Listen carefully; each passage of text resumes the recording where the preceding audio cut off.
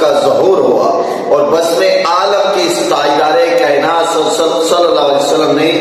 زمین و مکان کو ابدی رحمتوں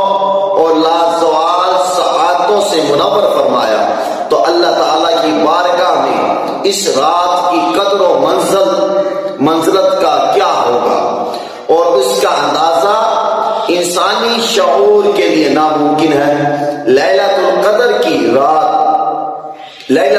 کی رات کی فضیلت اس لیے ہے کہ وہ نزول قرآن اور نزول ملائکہ کی رات ہے، جبکہ نزول قرآن تاجدار کائنات صلی اللہ علیہ وسلم کے قلب اطہر پر نازل ہوا۔ اگر حضور نہ ہوتے تو قرآن نازل ہوتا، نہ شب قدر ہوتی اور نہ یہ کائنات تخلیق کی جاتی۔ در حقیقت یہ ساری فضیلتیں جو ہیں یہ میلاد مصطفیٰ صلی اللہ علیہ وسلم کے صدقے سے